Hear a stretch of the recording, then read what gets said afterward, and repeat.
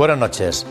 En la región de Murcia no sufrimos el impacto de la Dana, que afectó especialmente a Valencia, pero sus terribles consecuencias y la preocupación por la de esta semana han provocado de forma generalizada que nos ocupemos en ayudar a los afectados y por cómo estamos nosotros caso de sufrir una situación así. Un asunto que ya está incluso en los tribunales, al haber quien entiende que pudo haber responsabilidades políticas. Tribunales y política.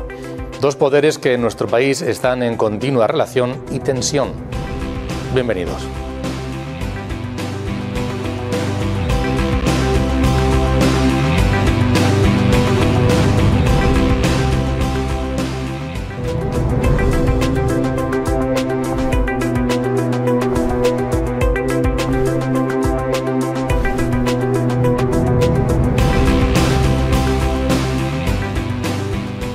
Muy buenas noches y bienvenidos al debate en Popular Televisión. Vamos a analizar esta cuestión a la que nos referíamos, las consecuencias de esa terrible Dana que cayó fundamentalmente en Valencia y especialmente en algunas poblaciones, en algunas zonas de Valencia, pero que luego nos volvió a asustar ayer o antes de ayer también aquí en la región de Murcia, pero que sí que sufrieron, aunque no con esas consecuencias tan importantes, en otros lugares del Mediterráneo, pero no solo esta cuestión, le haremos otras más en el transcurso de este programa. Lo vamos a hacer con Francisco Javier López. Francisco Javier, bienvenido, buenas noches. Muy buenas noches. Gracias por estar. Gracias a ti siempre. Aquí, por cierto, andaluz de origen, y yo no sé si con la familia preocupada ayer o antes de ayer de lo que podía ocurrir en Málaga, ¿no? Ayer y antes de ayer, sí, la verdad es que han sido horas un poco estresantes porque como no se sabe, que esa es una de las cosas que analizaremos respecto a las predicciones, no sabe realmente dónde va a caer,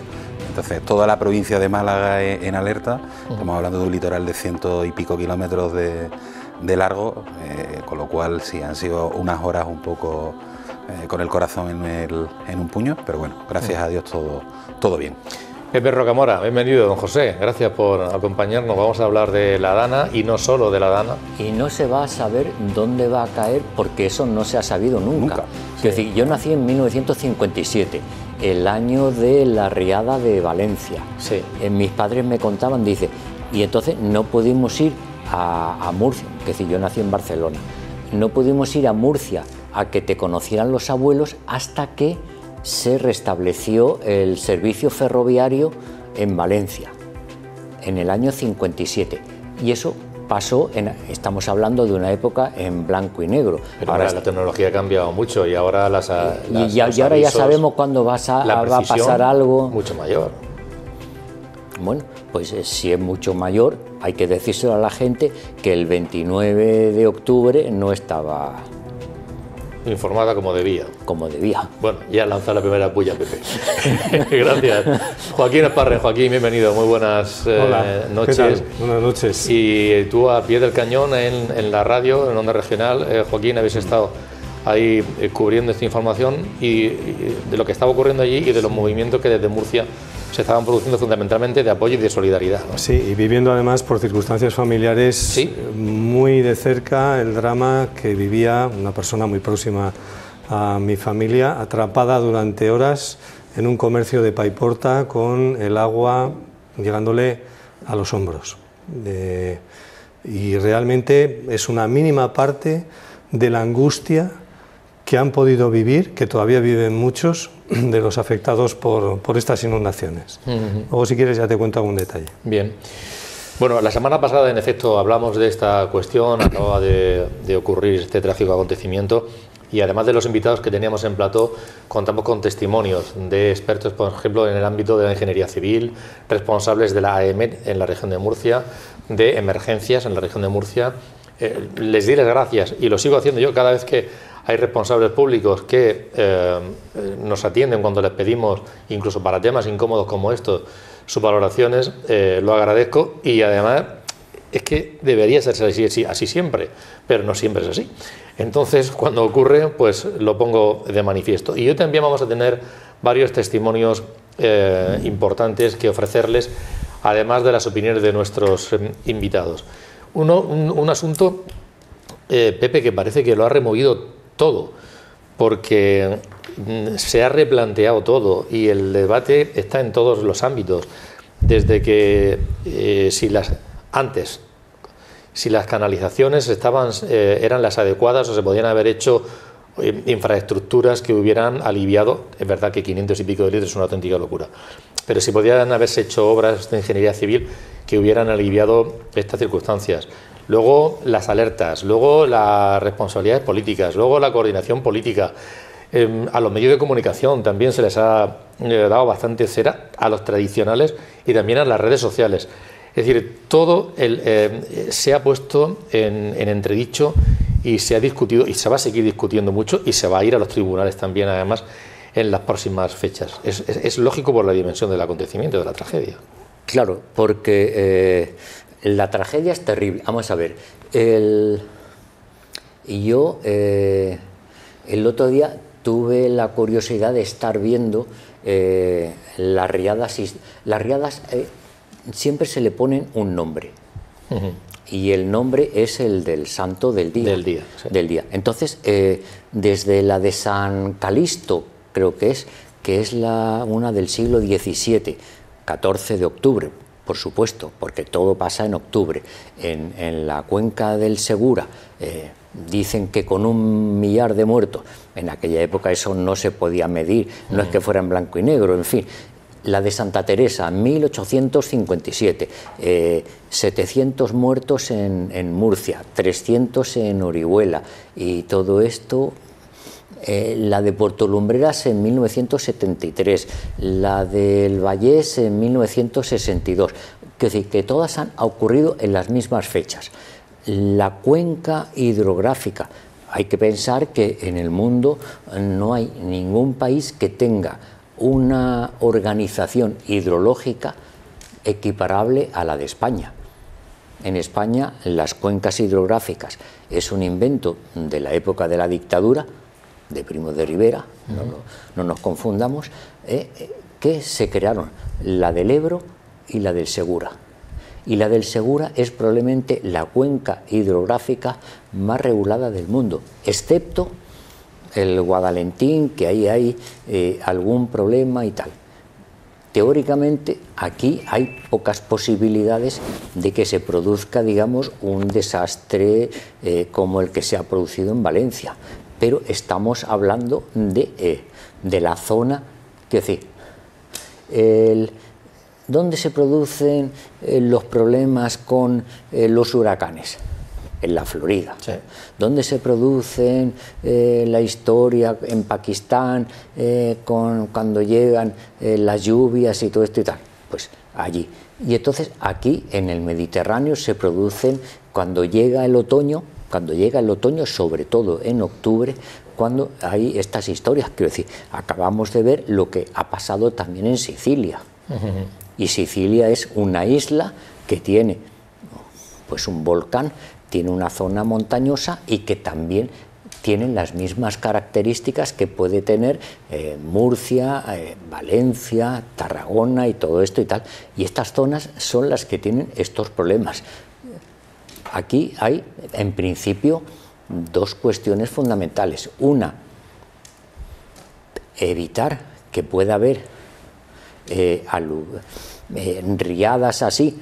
Y aquí en la cuenca del Segura yo creo que podemos estar relativamente tranquilos. Y segundo, la reacción del día después, que es eso, el problema fundamental que se ha planteado en Valencia y que le ha dado argumentos a toda la gente que dice el estado de las autonomías es un desastre y solamente hay que ver cuando hay un inútil y otro inútil en un sitio y en otro, no digo nombres, para que se plantee un problema como el que tenemos. Y que para que salga gente diciendo, sois unos asesinos. Así de sencillo.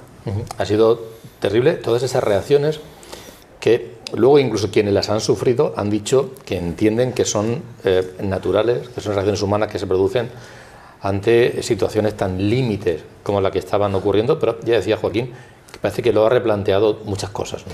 Sí, ha replanteado muchas cuestiones y ahondando un poco en lo que comentaba Pepe, bueno, por un lado, anotar que efectivamente, históricamente se vienen registrando este tipo de riadas con mayores o menores consecuencias. Parece que pero desde hace siglos. Sí, pero hay que tener en cuenta que estos fenómenos y yo soy consciente del cambio climático, se van acelerando. El cambio climático, eso existe, parece ser. En cuanto a su frecuencia. Desde hace siglos. Sí, pero quiero decir que se puede notar que en los últimos años este tipo de fenómenos se están incrementando. Probablemente en España tengamos esas referencias, pero ahora mismo me estaba acordando que hace un par de años hubo un auténtico desastre en Centro Europa, acordados las inundaciones en el sur de Alemania, Austria, Croacia, en todos esos países hubo decenas también de fallecidos a consecuencia también de en este caso de los barrancos, de las zonas digamos montañosas que asolaron bastantes poblaciones y provocaron muchas inundaciones, pero no nos tenemos que ir muy lejos tampoco para hablar de las inundaciones en Ventimiglia, en la zona norte de Italia también, provocaron también varios muertos. Estamos hablando de desastres que están ocurriendo en este siglo XXI, no hay que viajar ni siquiera al siglo pasado, con lo cual hay que anotar este asunto. Y en segundo lugar, ahondando en lo que dice Pepe, las circunstancias de la población, de las poblaciones del cinturón metropolitano de Valencia es que efectivamente los efectos de las riadas suceden en la tarde, noche, madrugada, primeras horas de la madrugada del martes, de martes a miércoles. A partir de las primeras horas de la madrugada, el día de San las Miguel aguas Arcángel, comienzan a descender. No han bautizado a esta riada, pero es la de San Miguel Arcángel. Claro, pero ¿qué pasa con esas poblaciones? Que comienzan a percibir realmente la ayuda, la primera ayuda seria que llega, empieza a llegar a partir del viernes, de Día de Todos los Santos. Estamos hablando de 2 días... Hay gente que percibe que no ha llegado todavía la ayuda. Pero estoy hablando en términos generales.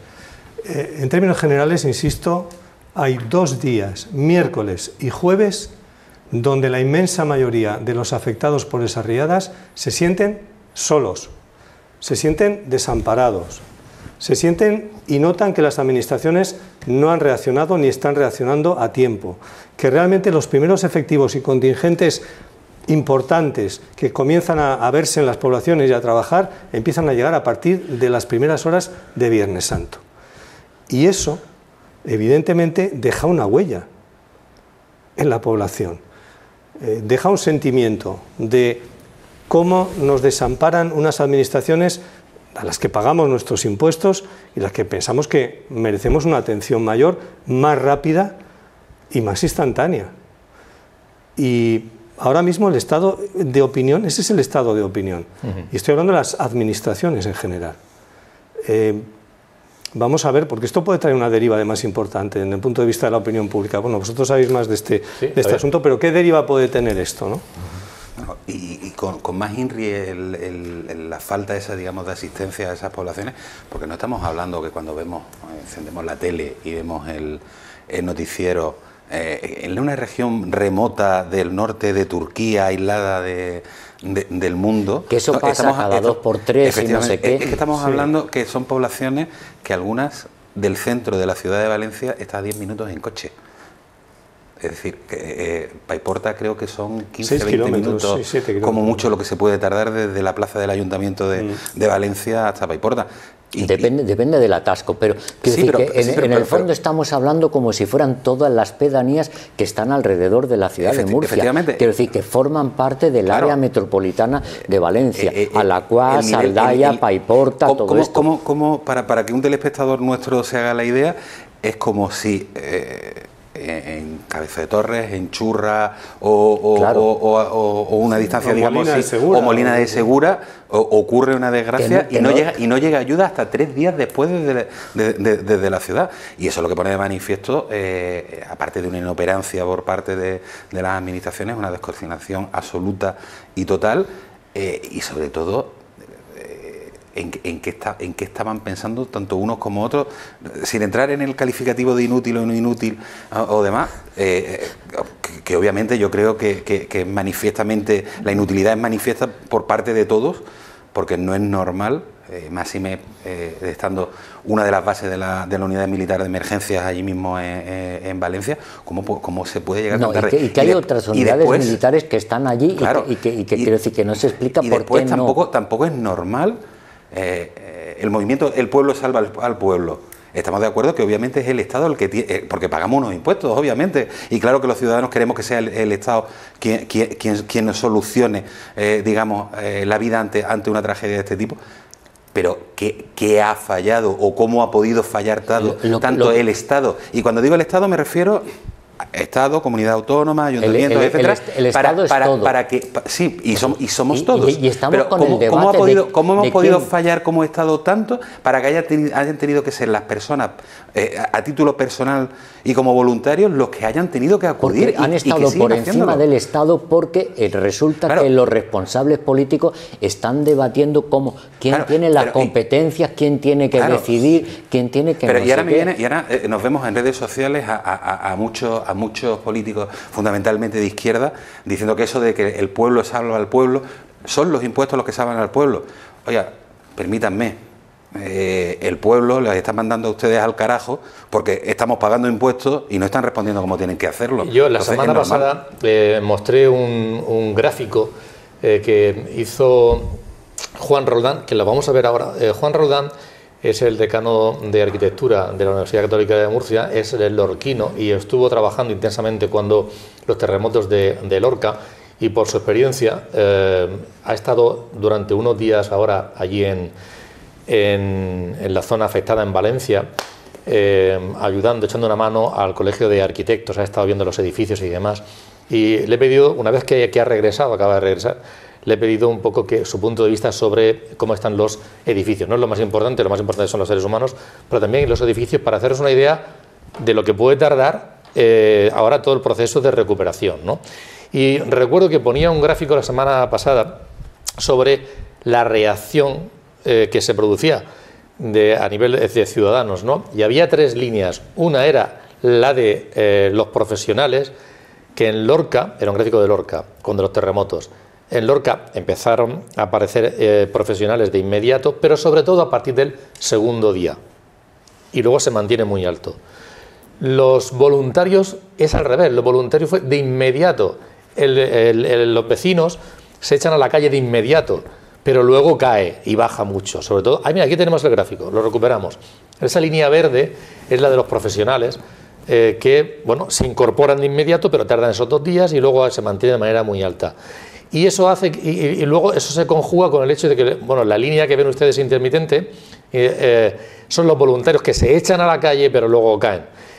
Por cierto, la última línea, la roja, que también repunta, hay una línea, son los delincuentes, que también, aprovechando las circunstancias, se echan a la calle a ver lo que rapiñan, a ver lo que cogen, y luego tienen que ir desapareciendo aunque se sostiene algo. Bien, como decía, Juan Roldán ha regresado de Valencia y nos ha dejado este testimonio. Habrá casas que habrá que demoler, porque su estado estructural no lo permitirá, e incluso porque el riesgo de mantenerlo y de intervenirlo económicamente ni técnicamente es viable. Habrá casas que sí, que se podrán recuperar, porque estructuralmente tendrán una afección leve, y habrá casas que prácticamente con intervenir acabados, revestimientos y similares será suficiente, además de actualizar esa infraestructura. Pero también se podrá introducir algún tipo de cirugía cercana a las ramblas y demás, conjuntamente con la gran intervención de infraestructura, de desvíos si hace falta, o cualquier otro tipo de contención en las partes altas, que hará que las edificaciones no se acerquen tanto a los cauces, de tal forma que en vez de estar algunas como están casi encima de los propios muros que encauzan, pues queden algo más alejadas. Veo bastante difícil que haya zonas amplias que se desmantelen y se trasladen a otro sitio. Esto lo veo un poco difícil, ¿no? Puede que en alguna situación muy excepcional se pudiera llegar a plantear. Es más viable intervenir las infraestructuras para que esa catástrofe esté más controlada y que esa aproximación a las zonas de riesgo de edificaciones y de otro tipo de infraestructura como calles, carreteras y demás, pues las tengan en cuenta. Llevamos ya 2 semanas. 2 semanas para muchos de nosotros no es nada. Para los señores que están allí es un mundo entero, una vida de calamidades, de catástrofes y de problemas. Por tanto, se tenía que haber empezado pues al día siguiente. Reconstruir edificaciones es un tema bastante material que nosotros los arquitectos pues lo hacemos, de una forma o de otra se hace, pero recuperar esa actividad ya no es tan fácil. Incluso aun disponiendo de dinero, los negocios que han estado funcionando hasta ahora no solamente dependen de ellos, dependen de los suministradores, de los que les compran, de donde les venden. Veo muy difícil que no nos sirva lo sucedido para aprender muchas cosas y que cuando pudiera volver a ocurrir tengamos previsto cómo hemos intervenido las infraestructuras, cómo construimos los edificios y cómo pensamos que deben de responder nuestros dirigentes y nosotros los dirigidos también. Joaquín, no es nada alentador lo de decir a largo plazo, medio-largo plazo, pero es una realidad. Estaba viendo un poco el gráfico y hombre, yo quería hacer alguna puntualización con respecto a lo que fue el terremoto de Lorca, con respecto a las inundaciones que hemos vivido en la provincia de Valencia, y no hay que olvidar también a esa población albaceteña de Letur, ¿no? Yo creo que son dos desgracias que no son comparables, no se puede establecer comparaciones. En primer lugar, porque la mayoría, en el terremoto de Lorca hubo algo muy vital que no se interrumpió, que fueron las comunicaciones terrestres. Es decir, te puedo contar como anécdota que yo entré entre el primer y el segundo temblor de tierra, yo estaba entrando en la ciudad de Lorca, estaba entrando en coche. Yo también. En ningún momento, el primero no. En ningún momento los vehículos. El segundo estaba. Claro, pudieron entrar. Se pudo evacuar, recordar a los internados en el hospital Rafael Méndez, se les pudo evacuar hasta Huerca Lovera, hasta el hospital. Hubo un trasiego de ambulancias. A las 11 de la noche, yo tengo la imagen de esa misma noche. El terremoto fue sobre las 5 y pico de la tarde o las 6 aproximadamente.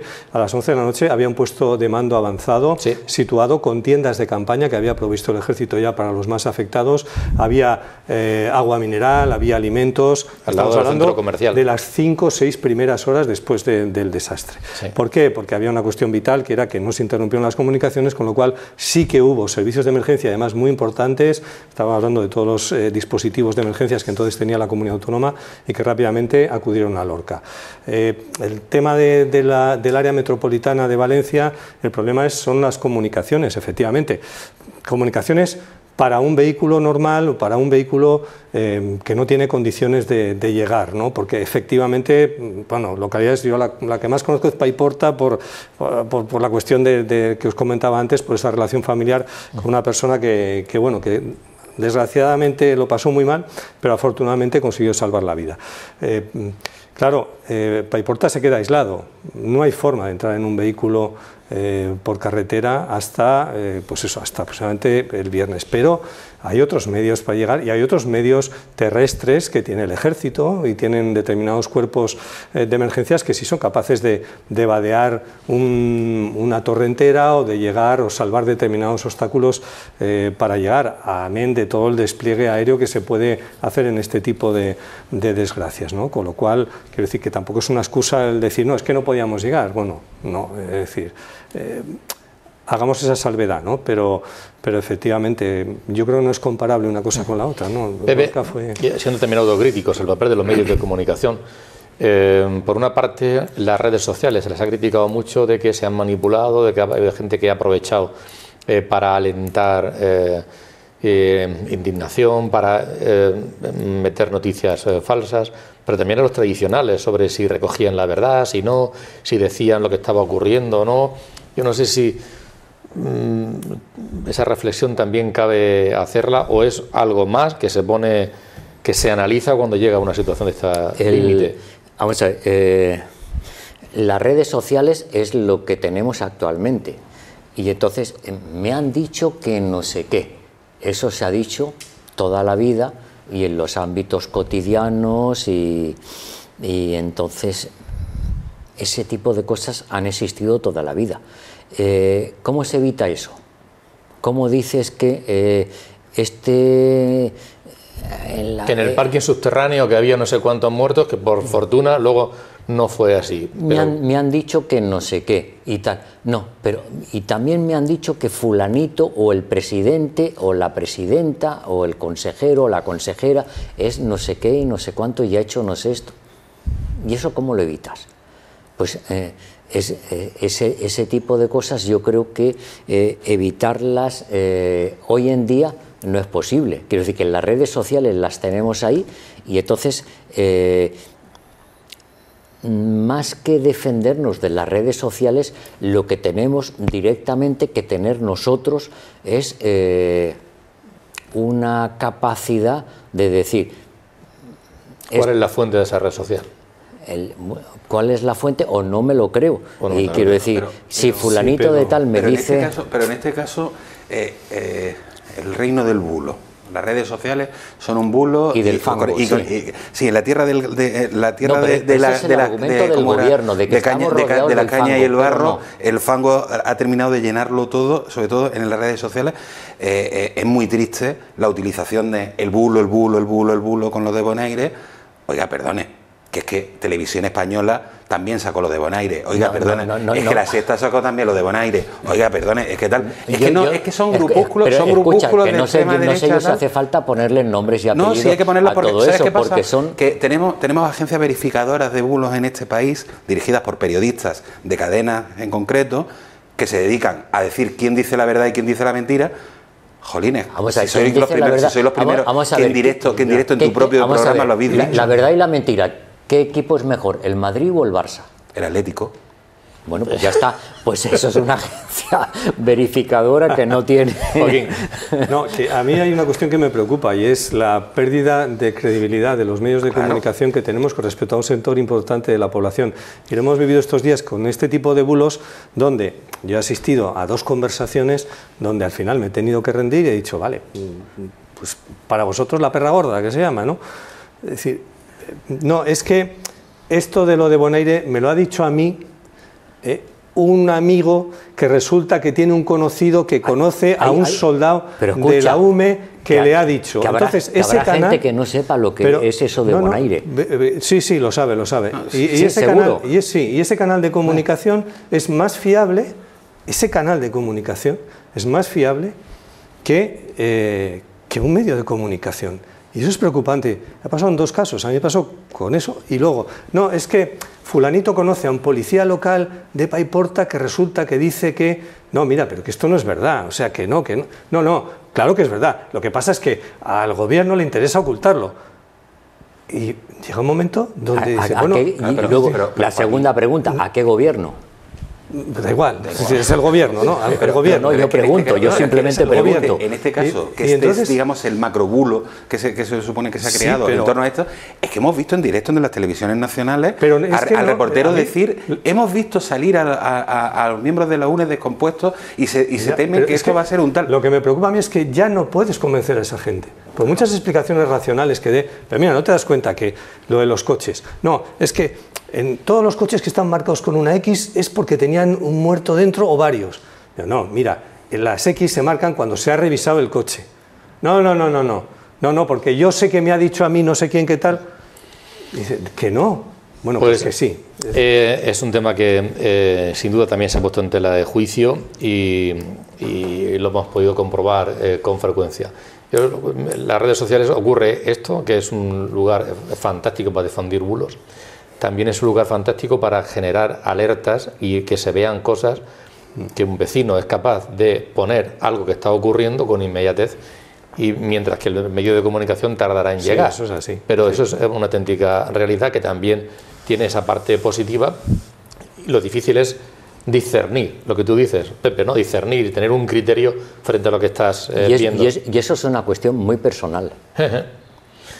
Bien, sobre las X vamos a ver una imagen ahora que en la que se ve una de ellas, o una R, me parece. Y es porque también, bueno, la semana pasada yo les hablaba que entre mucha gente militares de aquí, la región de Murcia, ¿no? Militares, voluntarios, empresas que estaban donando. También había un grupo importante, 200 voluntarios, entre estudiantes y trabajadores de la Universidad Católica que se desplazaron allí. Y luego también profesionales. Hemos escuchado a Juan Roldán, arquitecto, pero también ha estado... esta mañana ha regresado a Murcia Manolo Pardo. Manolo Pardo, ya lo conocerán desgraciadamente de algunas catástrofes, en terremoto en Turquía, en Uganda. Él está en el Servicio Murciano de Salud también, es vicedecano de esta casa y colabora estrechamente pues, con la Ambulancia del Deseo, también con Bomberos Unidos Sin Fronteras. Desde allí mismo, antes de regresar, cuando ya habían terminado, los iban a relevar, nos mandaba este vídeo. en los días en los que hemos estado trabajando hemos asumido diferentes tareas que nos ha asignado el PMA, el puesto de mando avanzado. Hemos hecho achique de agua, de garajes, hemos ayudado en viviendas, hemos ayudado con la recuperación de vehículos, tareas de coordinación y logística, y hoy concretamente estamos con tareas de limpieza y rehabilitación de un colegio. Es muy importante que los niños puedan volver a su normalidad y el centro escolar pues es la parte pues básica, ¿no?, para recuperar.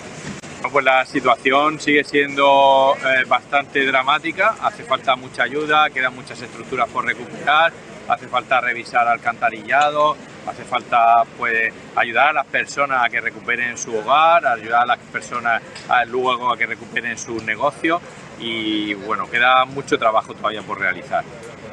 Pero es muy difícil dar una estimación de tiempo, pero viendo el nivel de daños que hay y viendo la extensión, que también es bastante importante, creemos que la rehabilitación de estas zonas irá mucho más allá de semanas y de meses. Al final quedan muchas estructuras por recuperar, muchos edificios dañados de manera importante, estructuras básicas dañadas de manera importante, con lo cual esto va a llevar meses de recuperación. Ahora mismo todavía es muy difícil hacer una evaluación y estamos todavía en esa fase de posemergencia inmediata que tenemos que ir paso a paso.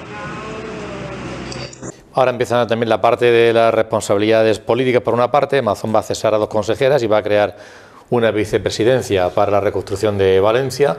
Hay también quien ya ha presentado algunas querellas a nivel nacional contra el presidente del gobierno, Pedro Sánchez, no sé si, me parece que alguna ministra, eso es ante el Supremo.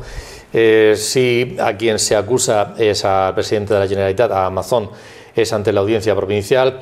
Toda esa parte viene ahora a continuación, que algunas, pues ya también hay muchos comentarios, pueden ser que se sostengan sobre lo que hicieron o dejaron de hacer, otras que si se busca la rentabilidad política, y entonces pues hay un cajón desastre que bueno, iremos viendo lo que va decidiendo la justicia en cualquier caso, ¿no?, en las próximas fechas. Sí, respecto a la responsabilidad penal, yo creo que determinar responsabilidad penal de la acción de un político, y lo hemos visto a lo largo de nuestra historia, es bastante complicado, ¿vale?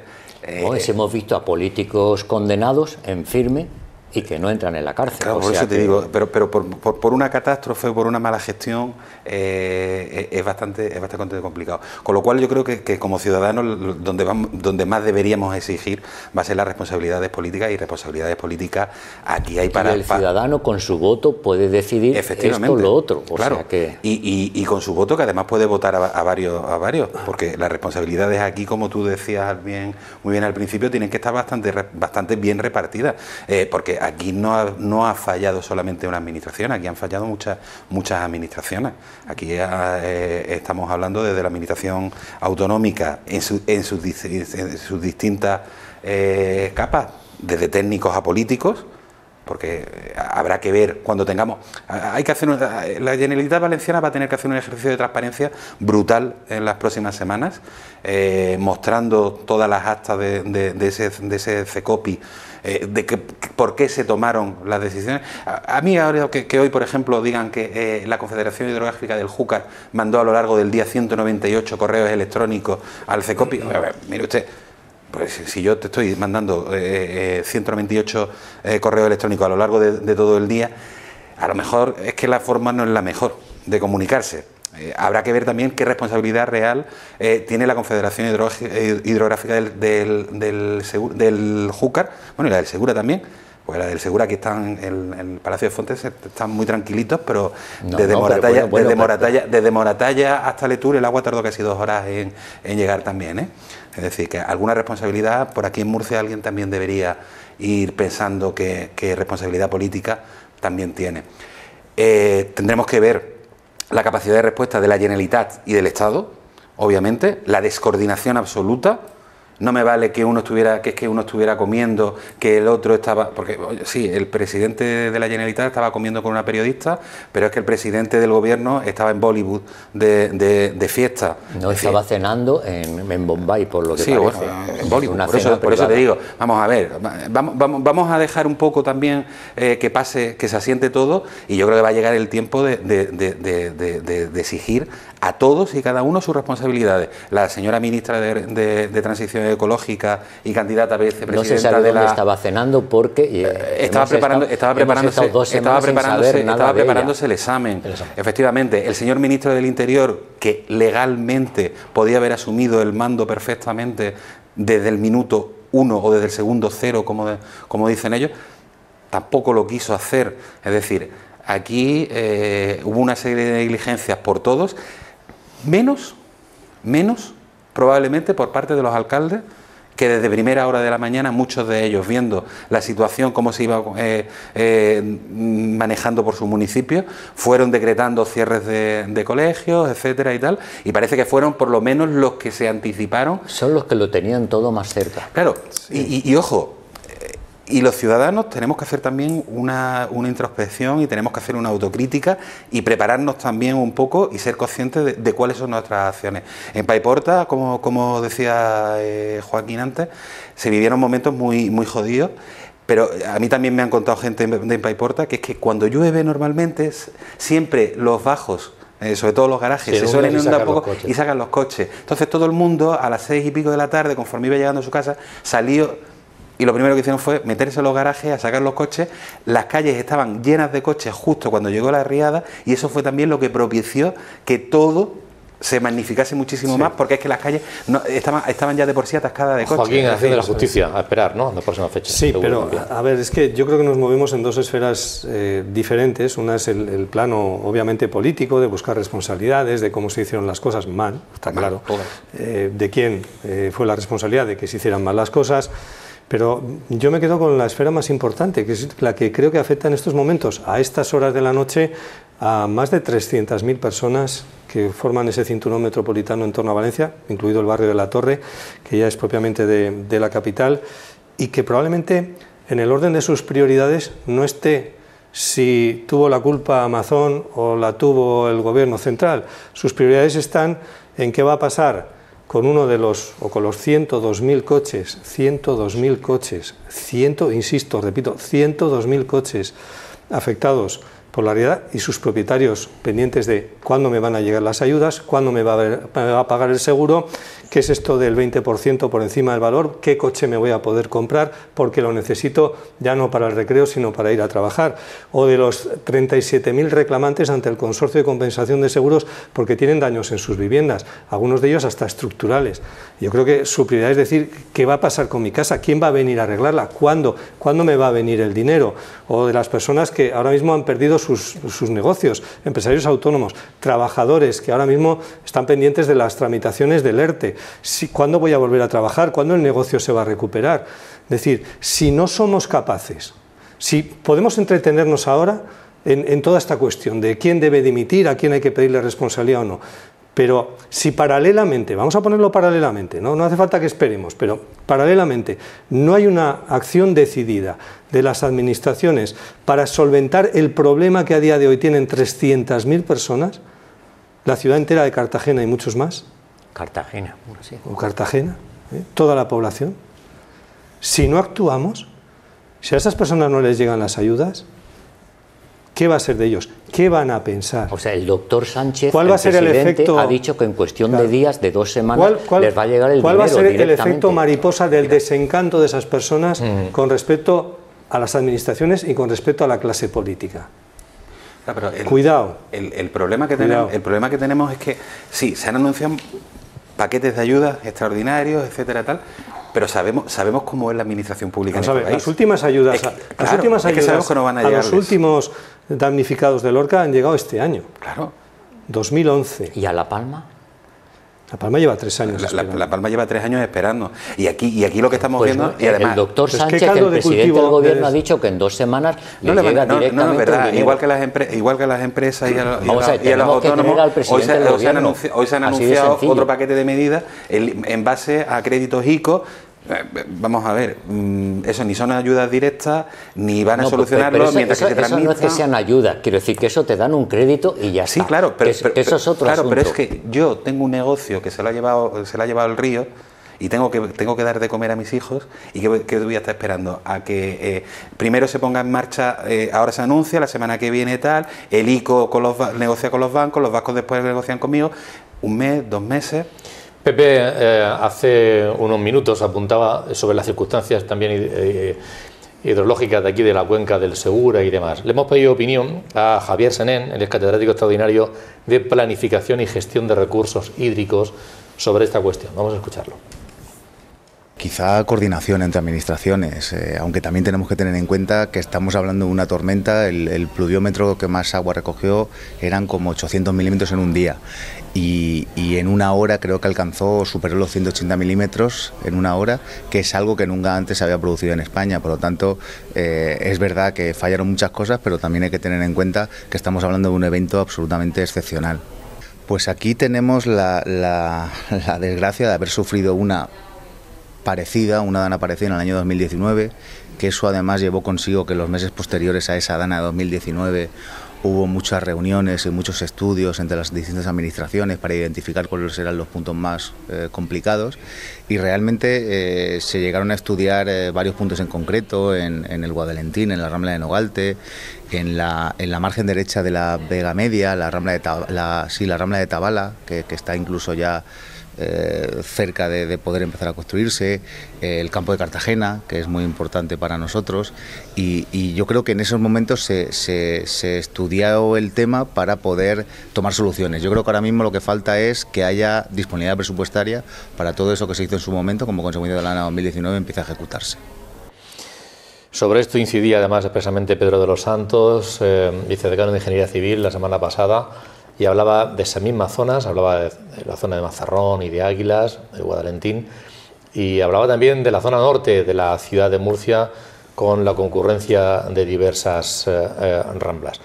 Y que esos estudios que se hicieron, y que muchos están hechos, pues eso, la parte presupuestaria y la ejecución es algo que forma parte de una de las necesidades, además de la coordinación y demás, que tiene que haber en estas situaciones, en estas circunstancias. Bueno, vamos a hacerle un seguimiento también nosotros a esta cuestión, porque hay algo que nos preocupa evidentemente a todos, y destacar una vez más también la solidaridad, ¿no? Desde aquí, desde la región de Murcia, han sido muchas los ciudadanos, las instituciones, las empresas que se han volcado y que siguen ayudando, echando una mano para ayudar a estas personas, de las que no hay que olvidarse, que esa es otra de las cuestiones, los medios de comunicación, ¿no? Que estamos ahí y que, bueno, que va a durar mucho tiempo, las necesidades son muchas y que no hay que olvidarse de ellas, para que en la medida que podamos como ciudadanos las ayudemos, y la administración, esas ayudas, pues esa presión, que no la sientan solo desde Valencia, que la sientan desde muchos más sitios. Bien, yo voy a cambiar radicalmente de asunto, porque nos faltan 20 minutos para terminar el programa. La verdad es que hay muchas cosas que yo quería ir abordando, pero hay una que no quiero dejar pasar. Hace tan solo unos días se produjeron, ahora estamos en un periodo tranquilo de elecciones en España, se va a mantener, ¿no?, de momento. Yo creo que, visto el panorama, creo que sí. En Alemania no. En Alemania no, efectivamente. Pero bueno, pero aquí sí parece que de momento no hay ninguna a la vista. Sí, ahora mismo incluso, a ver, todo lo que ha pasado ha venido bien precisamente. Las únicas aguas que se han calmado precisamente son las políticas en cuanto a posibilidades electorales y demás, son las únicas que yo creo, salvo en Valencia, que vamos a asistir a una cacería a Amazon hasta que haya elecciones, eso está claro. Pero a nivel nacional yo creo que ahora mismo, obviamente, a nivel presupuestario, por mucho que el señor Sánchez quiera ligar ayudas a presupuestos, dudo mucho que logre sacar adelante, y más con la ayuda del Partido Popular, unos presupuestos, pero como lo necesita, 2025 yo creo que puede ser finalmente un año tranquilo. Y se ha ido, en cuanto a lo electoral. Pepe Rocamora se ha ido a Alemania, donde sí que parece que hay inestabilidad y donde sí que acaban de producirse, y donde voy es en Estados Unidos con la elección. Pero allí están tranquilos en Estados Unidos. Sí, están tranquilos. Sí, está bien traído. La victoria de Donald Trump, ahora ya ha empezado a haber nombramientos, algunos que yo no sé si os sorprende o lo esperabais, como el de Elon Musk, que acaba de producirse. Para controlar la estructura, la reducción del Estado americano. Y bueno, pero con independencia de lo que haya ocurrido, los motivos, bueno, os quiero preguntar por qué creéis que ha ocurrido, pero sobre todo lo vamos a analizar es a nivel de transacciones económicas. Tenemos unas relaciones económicas, Europa con Estados Unidos muy importantes, nuestro país también, y la región de Murcia incluso, y hay gente que se pregunta, oye, ¿qué va a pasar? ¿Qué les vendemos? ¿Qué les compramos? Y puede haber consecuencias de subida de aranceles, algunos productos que nos los dejen de comprar, algunas inversiones, por ejemplo, en energías renovables que se puedan parar. Hay preguntas en ese sentido ahí encima de la mesa que no dejan de ser especulaciones, evidentemente, pero que las decisiones van a estar ahí a la vuelta de la esquina. Muy brevemente, para entrar en esta cuestión que es la que yo quiero de fondo, pero muy brevemente, ¿era esperable, Pepe, bajo tu punto de vista, tú creías que esa victoria... Yo gané la porra. ¿Ganaste la porra? La porra que hice con mi entorno, ¿Sí? yo... ¿Con esa victoria? Con la victoria de Trump sí, porque yo tenía la percepción, primero, a él lo veía muy tranquilo, y yendo precisamente a los estados donde teóricamente lo tenía muy difícil. Y luego viendo que los latinos no se estaban creyendo todo el discurso de la oponente de Trump y del Partido Demócrata, en definitiva, y que los latinos, en definitiva, no se han creído todo esto de que va a haber deportaciones y va a haber no sé qué y no sé cuántos y lo demás allá. Y, en última instancia, todo lo relacionado con lo que se llama alrededor, en la región de los Grandes Lagos, todos los estados del óxido, o sea, los que hacían coches. Sí. Los que hacían coches que ya no los hacen, quiero decir, Detroit y toda esta zona y tal, porque ven que llegan los coches de Asia, de Japón, de Corea del Sur y sobre todo de China. Y entonces están muy cabreados y muy enfadados con el Partido Demócrata y todo esto y tal. Y entonces ha habido un cambio significativo, quiero decir, ver que, no sé si se puede decir así, pero que los negros han dejado de ser exclusivamente demócratas y los latinos han empezado a votar también a los republicanos, pues eso ha marcado un cambio significativo. Y cuando dice, ¿y cómo los latinos que dicen que va a haber deportaciones y no sé qué y tal, votan a Trump? Bueno, yo no sé, quiero decir, la gente que está viviendo sobre el terreno la cosa, están viendo lo que significa Trump y todo esto. Y si le votan, no van a votar contra sus intereses. Y eso es así. Es verdad, Joaquín, que en efecto determinados graneros que eran demócratas los ha perdido. Sí, yo creo, bueno, no sé hasta qué punto conocemos el estado de opinión del conjunto de los Estados Unidos, porque cuando planteamos, o al menos me pasa a mí, ¿no? Sí, siempre tiendes a pensar... Todos los negros ni todos los latinos. Sí, pero y todo esto. Tiendes a pensar un poco en clave de política internacional, con lo cual piensas inocentemente que el electorado de Estados Unidos va a estar más preocupado por la intervención de Estados Unidos en Oriente Próximo o en la guerra de Ucrania que realmente en lo que les afecta a ellos en el día a día internamente. Y ahí las claves yo creo que las ha manejado muy bien Trump. Ha sabido vender lo de la reducción de la inflación, que era uno de los aspectos que preocupaba al consumidor estadounidense. El tema que ha citado Pepe del proteccionismo, ¿no? El vender, de decir, no, vamos a recuperar el poderío industrial de Estados Unidos frente a la amenaza de China y para eso los aranceles, lo cual probablemente la política todo es mentira, porque todo eso es propaganda electoral. Si le pasó en el 2016, también vendió el tema del proteccionismo y luego, pues salvo algún caso muy puntual en alguna empresa que se presentó, realmente luego no lo ha podido aplicar. Bueno, lo del aceite de oliva nos va a afectar directamente. Y luego en el tema latinos yo creo que la percepción de parte del electorado migrante que está asentado en Estados Unidos, incluso ya desde varias generaciones, ha sido la sensación de que quienes vienen, les vienen a quitar el puesto de trabajo, porque lo van a hacer en condiciones peores y ofertándose a precios, entre comillas, más baratos de lo que ellos ahora mismo están trabajando o prestando su mano de obra, con lo cual ese mensaje también ha calado, como diciendo, no, oiga, que yo soy colombiano y llevo aquí 10 años, pero ya no quiero que venga mi compatriota colombiano ahora o el mes que viene porque igual me quita mi trabajo. Entonces, eso también ha calado, ese discurso de Trump. Entonces, si lo sumamos a estas tres claves con también un discurso demócrata, dicen, yo por lo que he leído, de Kamala Harris, que no ha conectado, que no ha sido tampoco muy concreta en los discursos de qué quería hacer o hacia dónde quería llevar a Estados Unidos, pues yo creo que se ha juntado el hambre con las ganas de comer, ¿no? Yo creo que el discurso de esta mujer era igual que el de Teresa Rivera, sí, y que eso al conjunto de sí, la población llega estadounidense no le llega, no. Así de sencillo. Claro, la comparación. ¿Por qué votan los latinos a Trump? Porque son estadounidenses, no porque son latinos. A ver, ellos racialmente, puede haber latinos, puede haber blancos, puede haber negros, puede haber chinos, tal, pero ellos son estadounidenses exactamente igual que el resto, y ellos ven amenazado, como decía Joaquín, sus puestos de trabajo.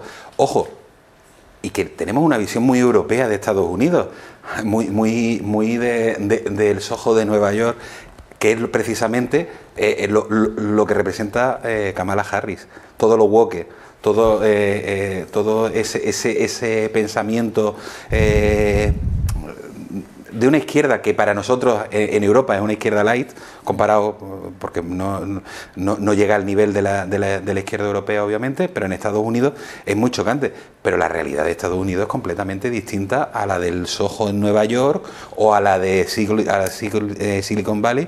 América es un país muy extenso y muy profundo. No, que la gente pese a tener un 4% de paro, que más quisiéramos nosotros tener un 4% de paro, pero un 4% de paro a cambio de tener varios trabajos, a cambio de una inflación brutal, de un nivel de precios brutal.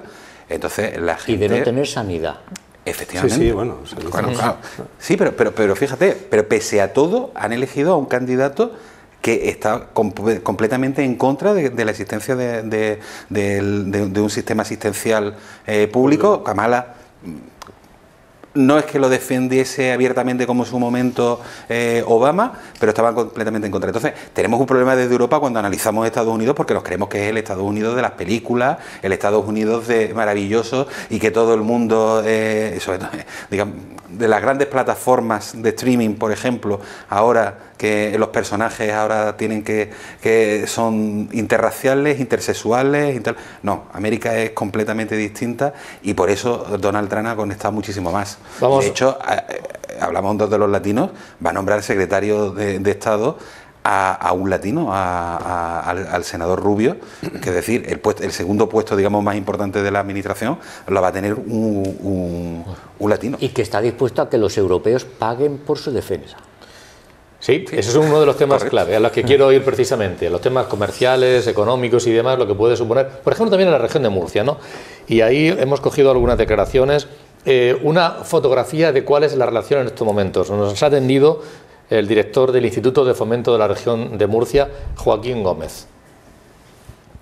Bueno, el mercado de Estados Unidos es un mercado estratégico para la región. En términos de exportación es el 7º país dentro de los 10 países a los que más se exportan productos de la región de Murcia. En el año 2023 fueron 620 millones los que se exportaron, lo que supone un incremento de aproximadamente el 46% respecto a lo que exportábamos hace 4 o 5 años. Son casi 700 empresas, si no recuerdo mal, 699 empresas las que están realizando operaciones comerciales con Estados Unidos, y en lo que va de 2024 la tendencia es muy similar. De enero a agosto se superaban los 400 millones y la previsión es que a final de año nos situemos en torno a la cifra de 2023, incluso se puede manejar algún tipo de incremento, y en cuanto al número de operaciones comerciales y empresas, pues también sería muy similar.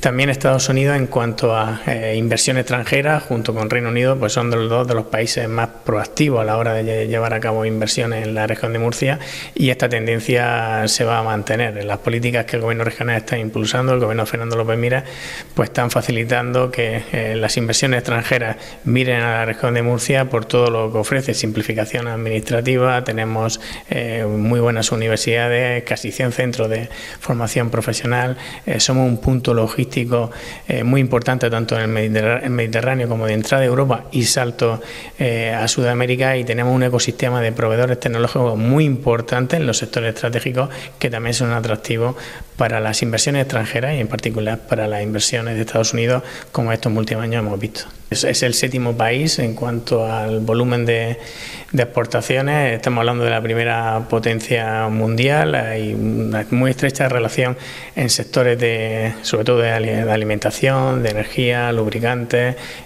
también de pescados y mariscos, y lo normal es que la tendencia se mantenga. El mercado de Estados Unidos, como decía, es un mercado estratégico para la región de Murcia, para el sector de alimentación, energía, lubricantes, y desde el Gobierno regional, a través de la Consejería de Empresa y en particular a través del Instituto de Fomento, pues vamos a seguir manteniendo todas las actuaciones de dinamización de la economía a la hora de exportar, y todas las actuaciones que mantenemos en cuanto a emisiones directas, participación en ferias internacionales que venimos realizando. La semana pasada muy por encima abordamos este tema y recuerdo que Gonzalo Boncel, decano de Economía y Empresa, él decía que en efecto que hay inquietud, pero que él era optimista porque la posibilidad de subida de aranceles, que hay quien ya lo ha dicho, importantes y podría afectar a nuestros productos, también es un poco un tiro en el pie a los propios estadounidenses, y porque podría hacerle daños a su propia economía, con lo cual él decía, bueno, vamos a ver qué ocurre, que no está claro para nada. También le hemos cogido una opinión a Miriam Fuertes, que es la presidenta de la Cámara de Comercio de la región de Murcia. Que tenemos en la producción de lo que exportamos desde la región de Murcia a Estados Unidos es un montante total de unos 406 millones de euros. Realmente es algo poco significativo, pero sí que quisiéramos crecer si tenemos estas limitaciones de los aranceles. Nuestra fuerza es realmente la calidad del producto que ofrecemos, que los americanos también valoran eso, ¿no? Entonces, pues posiblemente podamos entrar en esa cuota frente a nuestra fortaleza, principalmente es de la industria agroalimentaria, principalmente ingredientes para la industria alimentaria y golosinas y vino, principalmente. Pues bueno, va a ser el sector que más sufra, pero bueno, también tenemos que confiar en que la calidad y la fuerza alimentaria que tiene nuestro producto va a ser competitivo, y los americanos lo van a valorar así. Un escenario distinto, actualmente pues ha incorporado políticas de sobreregulación, sobre todo en la producción interna.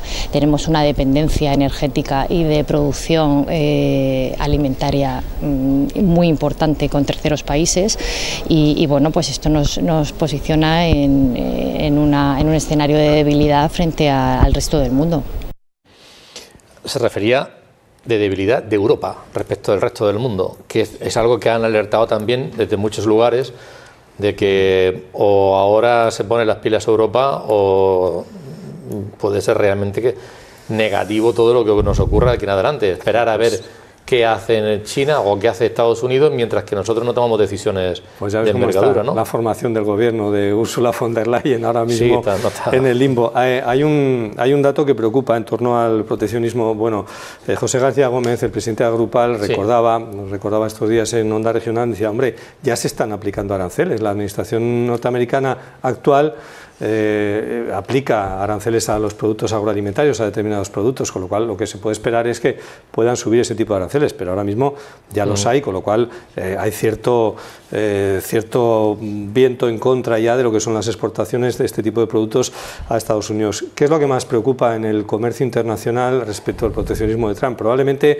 no en lo que afecte a lo que son las relaciones comerciales entre Europa y Estados Unidos, sino lo más preocupante.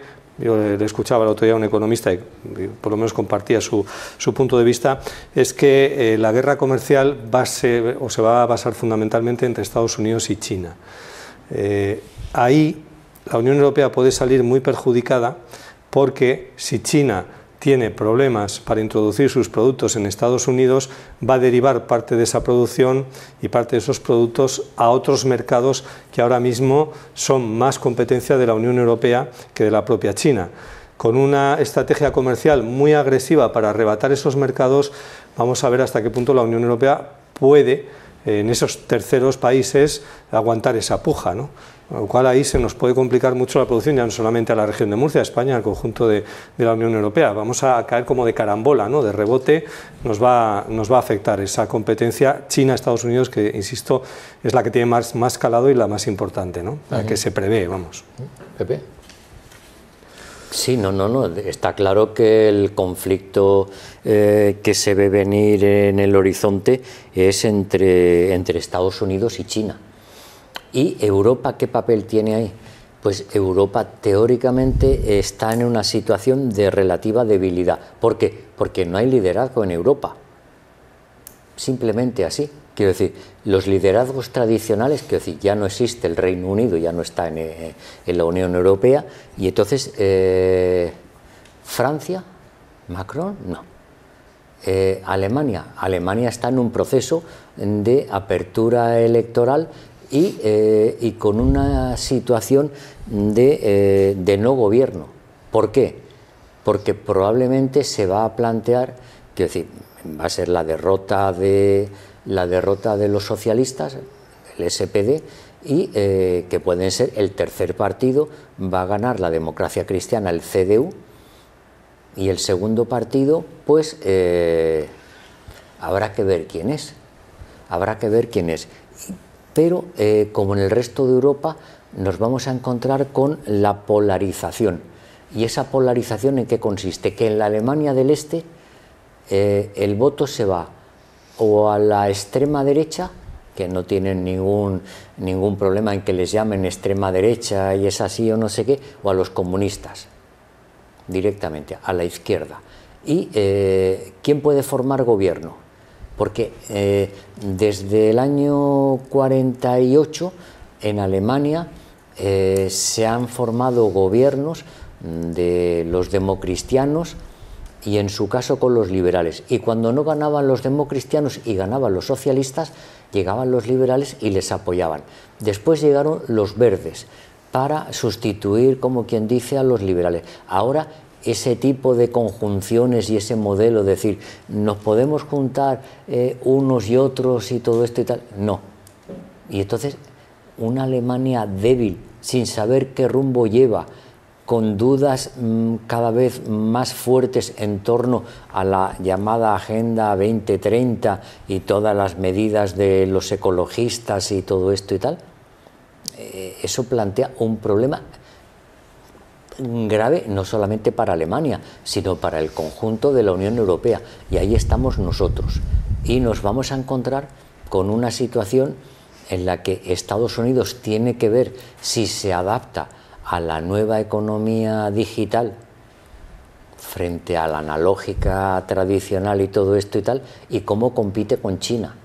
Y que eso es una pugna de altura, y que veremos a ver, porque eso le va a afectar al resto del planeta. Quiero decir que no estamos hablando de... Y yo pondría ahí un tercer elemento, que es el país más poblado del mundo, que es la India. ¿Y qué va a hacer la India? Nos nombra a Rusia. Ya para saber qué pasa con las guerras. Rusia cada vez tiene menos población y ha tenido que recurrir al coreano este para que le envíe soldados. Falta de liderazgo en Europa. No, me extrañó que haya dicho eso Pepe y no se haya percatado del hiperliderazgo europeo que es recibido en Lord de multitudes y lanzamiento de flores en la India. A lo mejor nos sorprende y es quien lidera la Unión Europea. Sarcasmo. ¿Te refieres al doctor Sánchez? Me refiero. Es decir, Europa tenemos un problema. El primo de Zumosol, que es Estados Unidos, nos va a dar, no es que nos vaya a dar la espalda, sino que se ha hartado, digamos, de cubrirnos nuestras vergüenzas en la parte militar, y como socios preferentes se nos considera casi unos parásitos. con lo cual estamos ahí tenemos un problema bastante grande. China, obviamente, es una amenaza tanto para Estados Unidos, pero también para Europa. Todo el sector automovilístico europeo ahora mismo desmantelado prácticamente por las políticas antidiésel. Estamos viendo que las grandes empresas automovilísticas europeas están en una crisis severa y reformulando a ver qué van a hacer. Ver los expedientes, bueno, los despidos y los cierres que se anuncian en Alemania. Efectivamente. Por ejemplo. Sí, pero es que los que vengan en Alemania van a venir aquí. Eso porque las fábricas que tenemos de coches en nuestro país son, en Galicia tenemos a los franceses del grupo Citroën, Ford en Valencia, y el grupo Volkswagen y Toyota en Cataluña, creo que son. Y después en Andalucía hay un par de cositas pequeñitas, pero ya está. También la Renault en bueno, es verdad, la Renault en Valladolid, no. Y Mercedes en País Vasco, efectivamente.